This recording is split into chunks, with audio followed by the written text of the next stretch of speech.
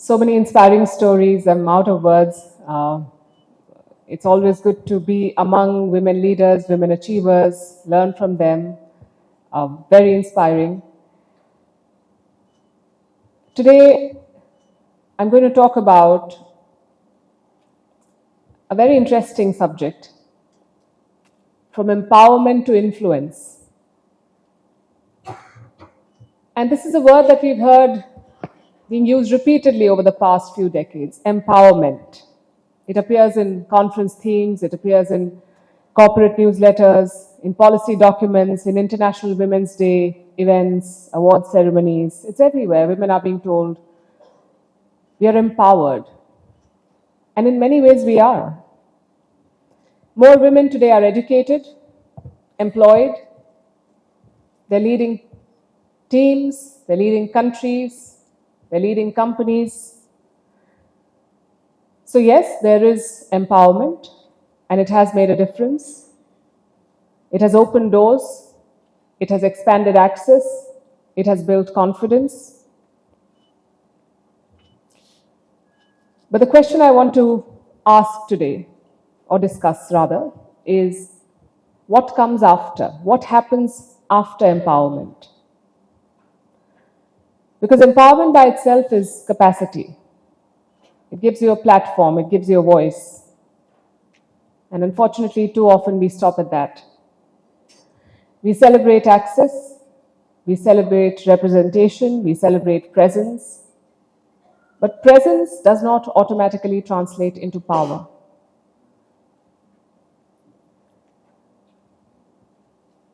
You can be empowered, and you can still be operating within systems that were never designed for you. To change that, you need influence. Influence begins when empowered individuals can shape outcomes, when they can shape decisions, when they can shape the structures within which they operate. And this is a whole different conversation and a much harder one. And I want to say here, don't get me wrong, I'm not dismissing empowerment. I've benefited from it. I'm sure most of you have. I stand here because many, many women before me fought for access to education. They insisted on access to professions, to public platforms. And that was empowerment in its most meaningful form, structural, collective, and hard-won. But I've also seen empowered women being present in rooms where they are not the decision makers. I've seen capable women being invited to panels, but not consulted before the strategy was decided. I've seen representation being used as evidence of progress, while policy and structures remain unchanged. And along the way, there was a realization that empowerment may let you enter the room, but influence determines what happens after. And these are not opposites, these are stages. Many of us have reached the first stage. How many of us are thinking about the second and working towards it? And it's a question that I've been personally grappling with for years, because in my career, very early on, I felt empowered. I felt, and I did in fact have a platform, I had visibility, I had a voice. But I was also part of conversations where I was expected to just listen. Where when you make a point, the room listens politely, but they move on like nothing happened, nothing was said. And it's usually very subtle. I'm sure you've been in such situations. No one is overtly malicious or dismissive. But those experiences teach you that having a seat is not enough. So I tried to change my approach. I tried to stopped presenting ideas as suggestions. I started building cases with data, with clear articulation, by framing consequences. And many times I felt that I had to be 3 times more prepared than my male colleagues to be heard in that same meeting. It felt very unfair, but I did not know how else to do it. So it can be a tough journey from empowerment to influence. I think we need to work on both the tracks. We need to celebrate progress because there is progress. There is no denying it. We keep looking at the numbers. Every year it gets better. More women in senior managerial roles, more women in boardrooms, even if because of regulatory mandates. At least that's a start. More women getting capital to start their businesses, attracting investment. More women completing higher education. And these are not cosmetic gains. These are structural achievements. But like I said, representation does not automatically translate into power, and recognizing that reality is not being ungrateful. I would say it's being honest. It's being clear-sighted about where we are and what we need to do. And here I want to talk about one of the most insidious barriers to influence. I read about it somewhere. It's called the permission paradox. Women are socialized to wait. We are programmed for it. Wait to be asked. Wait to be noticed. Wait to be perfectly qualified. Wait till you're ready. And this is data I love using and giving examples of. Men, on average, apply for positions where they qualify only 60%, on only 60% of the criteria. Women wait, usually, to qualify 100%, because we have been conditioned like that you have to be flawless before you become visible. And I've seen this in newsrooms, brilliant women sitting with notes in editorial meetings, with arguments refined, waiting to be asked, waiting for the right moment to make their point. And while they wait, someone else speaks who is not ready, who is less prepared, who is less precise. We'll start with the women of India. We are 50% of the population. If we are not part of a solution, then it's not a solution. So the women of India have to be part of the policy and the plans that look at the future. Is India poised to take its rightful role in the world? Yes, it is. The opportunity is clear, but so are the challenges. I always say this. India is in a very good place. It has emerged as a bridging power, talking to different sides, working with all players while safeguarding its own strategic interests. India also has a big population, a young population with the advent of AI that has changed my face in a way that I don't recognize it. So we are entering a phase which is fraught with a lot of uncertainty. And we don't have the luxury of making mistakes. So the short answer is yes, India is well positioned to make the most of this moment, but we will have to play it right every step of the way. Is the Western-led world order collapsing? It is cracking for sure. While the other players in the global south are emerging, I think the West is under the strain of its own expectations and flawed systems. And so this is the time when the middle powers will exert themselves more forcefully. And yet it won't happen overnight because might is still right in our world. Unfortunately, 2 months in this year, 2 presidents, 2 leaders have been removed unceremoniously. That is the reality of our world. Thank you. Ma'am, news today competes with reels, real-time updates, and shrinking attention spans. What do you think is the best way to engage younger audiences with serious global issues in this current environment? Make news reels.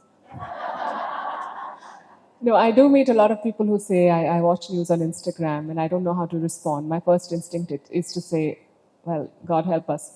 But, at the end of the day, the consumer is the king. And so if they are on a particular platform, if it's on TikTok or Snapchat or Instagram, wherever, you have to find them there. And it's very important. We did a story recently on this. In the UK, the Education Secretary made a statement saying that young people are not reading and they're spending a lot of time on social media, and that is a national security threat because they are getting trapped in algorithms without using their own mental faculties. And so we are raising a generation that is not equipped to identify misinformation and fake news, and that does not have an understanding of history against which to assess today's events. I think that holds true for everyone. If you are raising a generation that does not understand history, that does not understand critical thinking, that cannot focus and is only looking at reels, then you are facing bigger problems than unemployment. Speaking of misinformation, what is one news that was not true, but everybody assumed it was, that really blew your mind in this world of misinformation? Oh, the Karachi port last year. I mean, yeah, you see a lot of those things sometimes, and you have to sit and think that, okay, forget the audience. What happened to the journalists? So it's a tragedy. And that is not to say there aren't good journalists. There are very many of them. But I think in the quest for speed, we often dilute the accuracy, and that's not great. And with the advent of AI again, it is only going to get more complicated. Agreed. This next question is one that I'm sure you've been asked a lot recently as you move on from First Post to build your own venture. We are, of course, curious to know what prompted that decision and what can we look forward to next from you. What prompted that decision? I've just spoken about influence. I want to use mine. And build something. What I'm going to do, I'm going to start a media company. There are... Thank you. There are big, good media players in this country. But I think there is room for the kind of journalism that I want to do, and I want to do more of. That is not to say that I couldn't in my past 2 stints. I've worked with fabulous teams and been very lucky and very grateful to have been able to build brands that resonated with a global audience. I think that gave me the confidence that I can do it, and I want to do it, and I seek your support. Thank you very much. I think the question we are all thinking is, how do we sign up for this? But congratulations, ma'am. We are very excited. So moving on to something lighter. You make geopolitics sound gripping, but what is your guilty pleasure content when you switch off from global crisis? What I watch? Yes. I watch Ghumar dance. I never thought I'd say it on stage. I'm from Rajasthan, and I have 2 left feet, but I have a family full of fabulous dancers. So I think that has stayed in my mind somewhere. So when I have some time, like not every day, but once in a while when I'm sitting with my kids, I really like that music. It is slow, it is graceful, and I watch some of those videos. What is one on-air moment that made you want to break out in laughter and you had to only laugh internally and you had to stay perfectly serious? I have so many of those. So I started with a breakfast show. Not started, but early in my career, I did the breakfast show for a long time, and I had some really fun co-anchors, and it used to be a 2-hour-long show. So how serious can you be in the morning, right? And And I had a co-anchor who was exceptionally funny, and we were tracking a story with reporters of a combing operation in Jharkhand. Some Naxal operation was going on, and he kept saying that this is a thick jungle and so on. And then I suddenly see that my co-anchor is sketching, and he's drawn trees and a huge comb on top of that. And I couldn't keep a straight face, and I had to ask a question. And I think, yeah, it took everything I had to make sure that I don't uh, break into a giggle. But I've had many such moments because if you're always serious, as we are expected to be on air, then you can't have a life. You have to laugh at yourselves and others. True. Thank you for sharing that with us. We'll move on to a bit of a rapid fire. What is your favorite go-to snack? Uh, I'm not a big snack person, but I like having a bunch of grapes around. I keep snacking on them. That's a very boring answer. I know. And even though I'm a doctor, I Sorry, don't I'm not approve of this. impressing you. In 1986, Mukti was started with thought in mind that everyone should have a right to live a normal life. And this is what happened in these last 40 years. Mukti has done nearly 5 lakh people all around the world. And it is nice to see those children today being a doctor, Paralympic champion, and it's really very satisfying because you are not helping one person, you are helping the whole family and whole country. So that is, and we try to say, treat them like a normal. They are not handicapped by any way. But of course, we are mentally handicapped by thinking that they are handicapped. They need a chance, and everyone should give them a chance to get a job, to work with them, to make their life normal. I am Me- I am Meena Dada. We run an organization called Mukti at Meenam Bagam, which does artificial limb. My name is Dr. Vasudha Prakash, and it's been a wonderful evening today. So inspiring, and we get awards and awards. But when an award ceremony is so respectful and organized so beautifully, we feel very worthy receiving that award. So today, I saw how you should organize an event, and with clockwork precision, and it was enjoyable. It was heartwarming, and everything that a ceremony should be. And also the way they've chosen the awardees, that has also been very inspiring, because these are people who can bring about a lot of human changes in this fast moving world. So I feel honored and I feel blessed. Thank you, FICCI FLO. I've always admired FICCI FLO for the community of women, of empowered influencers that this community has built. So it's been a great evening, and it's been great being a part of FICCI FLO. Thank you. I'm Dr. Satya Jagannathan. I was a pediatrician. I worked as a professor of pediatrics at Chengalpet Medical College. I had been working for more than 27 years in the field of neonatology. And I'm happy that FICCI had awarded me, and they have encouraged all the work that has been done in low resource settings like a government medical college. And we as a team, we worked hard, and from the scratch we built up the neonatal unit. Initially we made our own infant warmers phototherapy units, and then gradually the unit was developed with the help of nurses and doctors, and we made many innovative care in newborn care.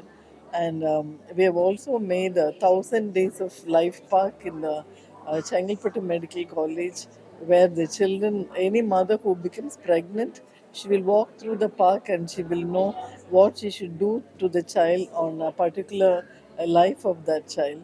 And currently, I work as a principal in Gandhigram Health and Family Welfare Training Center, where I take care of a big training unit catering to 6 health unit districts, and we take care of the vulnerable newborn, especially preterm and low birth weight babies. And currently, we promote kangaroo mother care, where the baby will be placed on the mother's chest and it will be cared for till the child grows up to 2.5 kg. I thank FICCI organization for giving me this opportunity. Thank you. I'm Chitra Shah, founder director of Satya Special School, Pondicherry.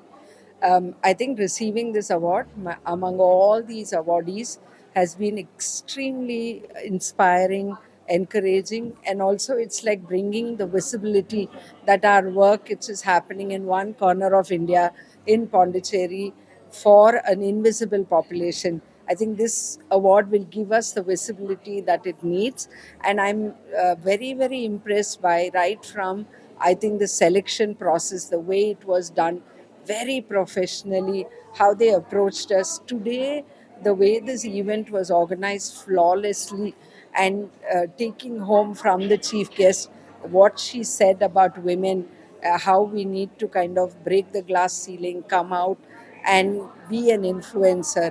I think thank you, FICCI, for giving us this award and making our voices heard. I'm really, really grateful and completely inspired by today's event. Thank you. Hello, my name is Guneet Singla, and I feel absolutely overwhelmed and overjoyed to receive the Entrepreneur of the Year award. It's very special because it's not just an award, it's a responsibility. For the last 29 years, I've been running my business along with my husband and my team. But today, I'm going back not only empowered, but also more influenced. Influenced to make a difference in many lives, many more lives of women, of men, and more importantly, creating solutions which the world needs in the food of F&B and hospitality. Partying is my business, and partying is not simple. It's a lot of planning, lot of perfection, and lot of putting your heart and soul into bringing out what we put on the table. Thank you for the acknowledgement and appreciation. I go back more empowered, more dedicated in making lives of all around me and collaborating with fellow awardees and seeing how the lives that they are touching can be put to use and can create employment in our F&B industry. Thank you. It's truly inspiring to be here in this fabulous award winning function for two reasons. One is the stalwart, the trendsetter, Palki Sharma is there as the chief guest, and we could get the award from her. And the second one is the inspiring entrepreneurs, women entrepreneurs of FICCI Flow, and the excellent arrangements done by the entire team. It was beautifully done, and it is also giving us a responsibility and the learning taking forward, especially from Palki Sharma with 10 to-do lists and all the entrepreneurs we could come across and meet today. Thanks a lot, Vicky Flo, for this wonderful and fabulous opportunity. Jai Hind. Thank you so much, FICCI FLO Chennai, for making this evening so special. I'm so glad that we have a platform where we are getting recognized for the efforts that we are being putting up, throughout the entire entrepreneurial journey. And I just want to say that I feel so overwhelmed, and the entire evening feels really surreal. So thank you so much for that. I just want people to understand what space, what magic that their spaces around them can bring to them. Thank you so much. Hello everyone, I'm Niyati Mehta, chairperson of FICCI FLO Chennai, and I'm the 32nd chairperson. And this awards, Women Achievers Awards, is something that we have been doing for the last few years, and I'm so proud to be part of this. We had about 98 applications. These applications are very organic, and we filtered it down, and finally jurors our jurors, Rajiv Mechari, Deepa Satyaram, and Mrs. Usha Krishna, brought down to 5 winners. And since we had impeccable, a fabulous set of people, We had two Lifetime Achievement Awards, Dr. Satya Jagannathan and Ms. Meena Dada. So it's been a thrill and a delight, and to be having this. And we thought of Palki Sharma because she is one lady who has got the voice of the nation today. And we are so happy to have her here with us, and it was a fabulous event. Thank you.